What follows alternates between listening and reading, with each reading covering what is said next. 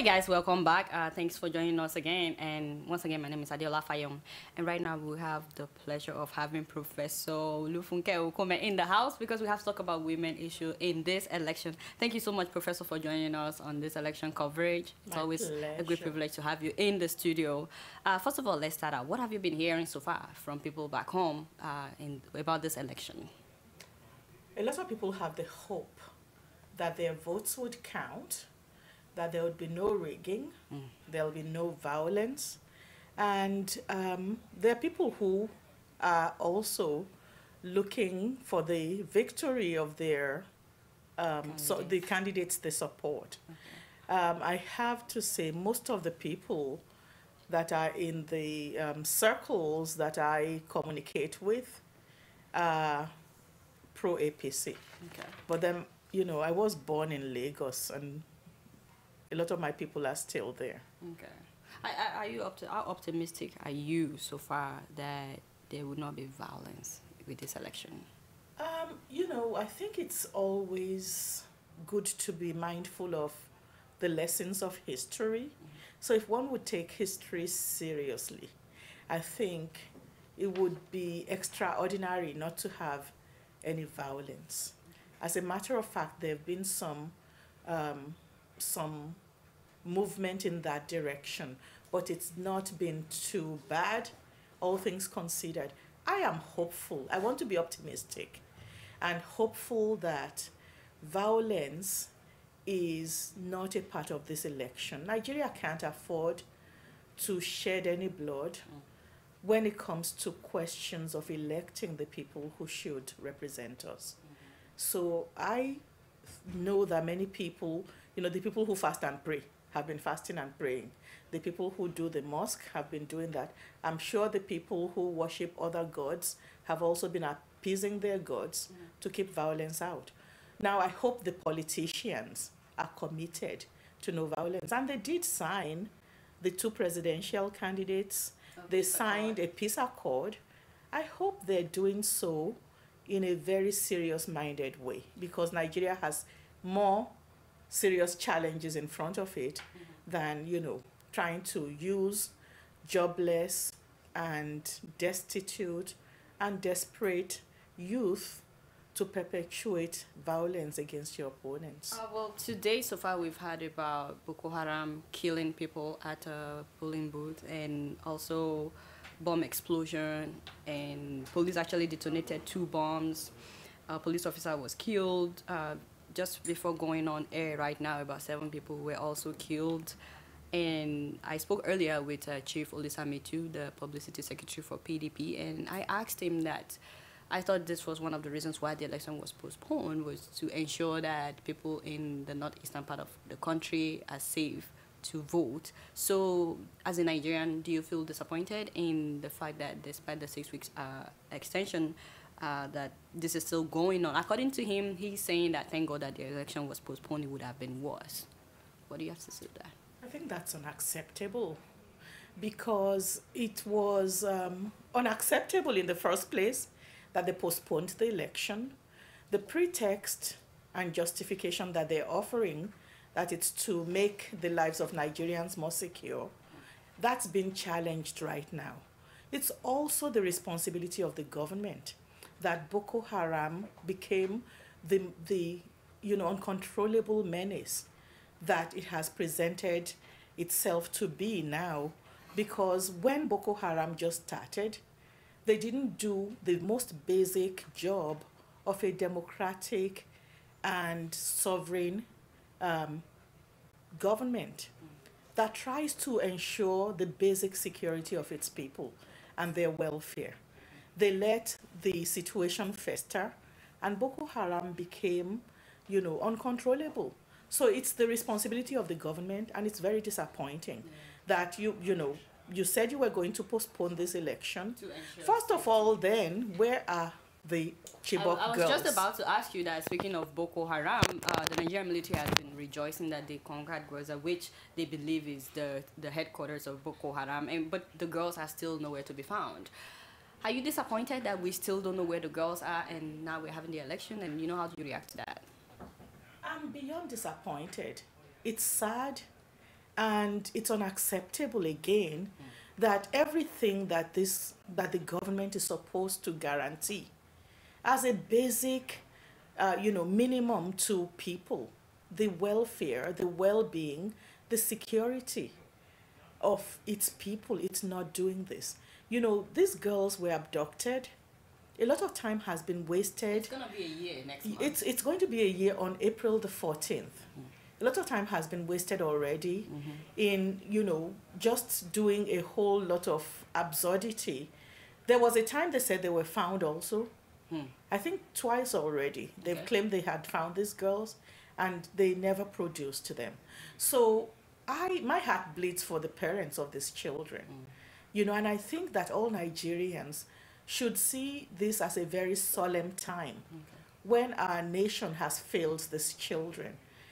While I'm saying that, I'm still hopeful that the government would do whatever is necessary to recover these girls and bring them back to their families. A lot of Nigerians are expressing their concern that if they don't find the girls before the election, when the election is over, the momentum may not be as it is right now to find them.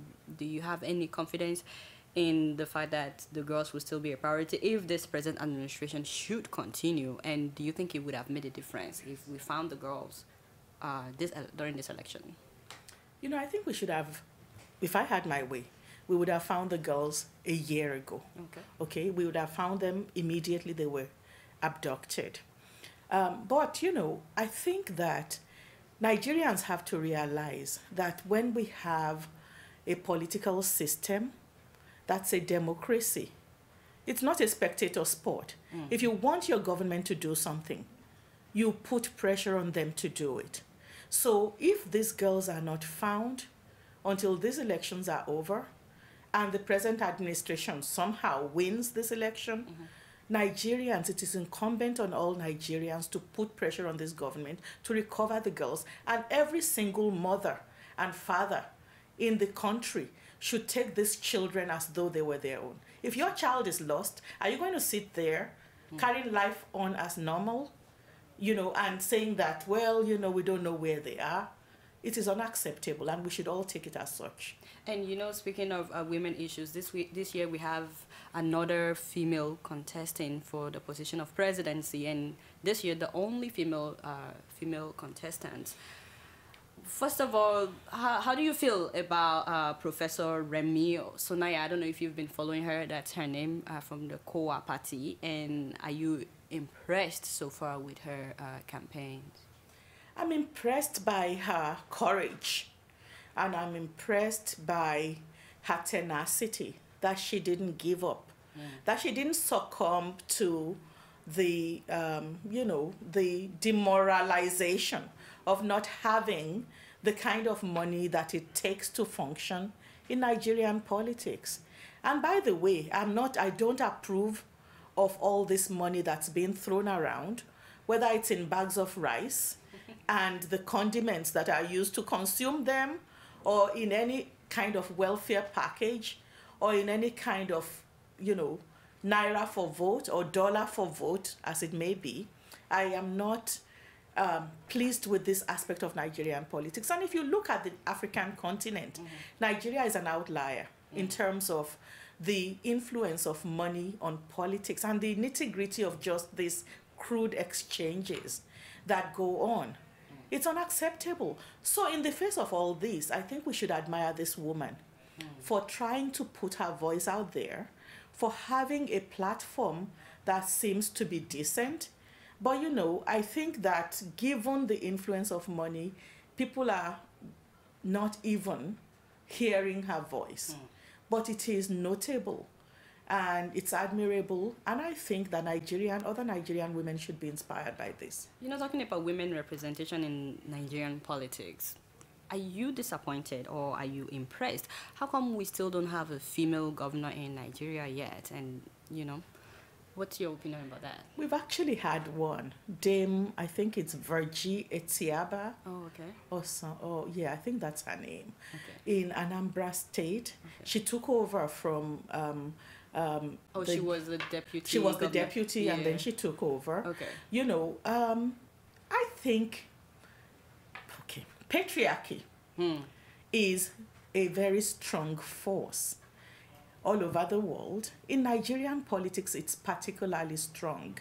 And I edited a book titled Nigerian Women's Political Participation, the 2007 elections. And it has accounts by women in terms of how they were rigged out of contesting. They would run in the primaries and win, and then somebody else would be substituted for them by some parties. There was physical as well as psychological intimidation. There were attempts of women. There were attempts to threaten the woman or threaten her spouse or threaten members of her family. People were shot at, So there's a lot of intimidation that takes place. Then there are aspects also of the politics that some women have said doesn't lend themselves to their participation. For example, the times at which they hold political meetings. Also, late at night, and if you are a mother, or maybe around the clock, you are a mother, you are a married woman, the way in which our patriarchal system works, you have more responsibility for the family. I don't want to say that. Do you think Nigeria is ready for a female president? But do you think that the system we have right now encourages women to... The system does not encourage women. Okay. Now, if you look at places where women have featured prominently, and Rwanda is a leader, 56% in the world in terms of this, and then there are three other African countries. Nigeria's percentage? Nigeria's percentage is closer to 6-point-something%. Even other African countries are doing better than us.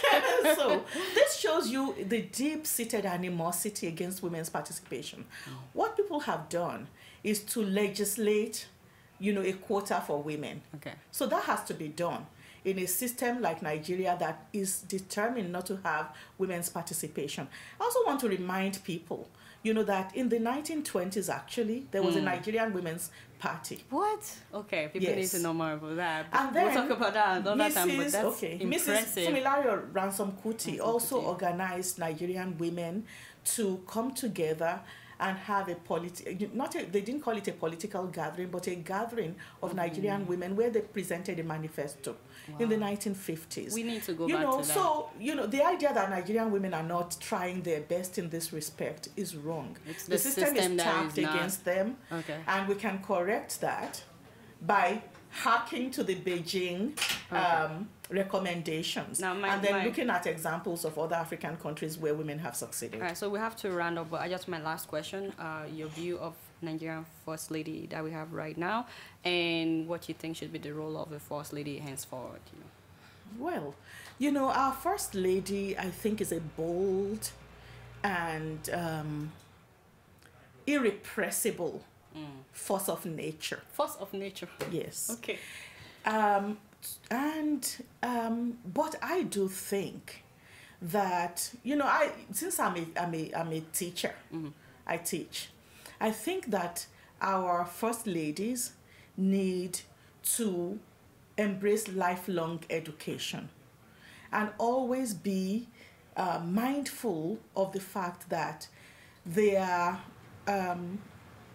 supporting their spouses in an unelected capacity. I see. And so they should restrict their pronouncements to those kind of things. Okay. Also, they should endeavor to be exemplary in terms of their pronouncements, their embrace of democratic values, their, I think a little bit of polish.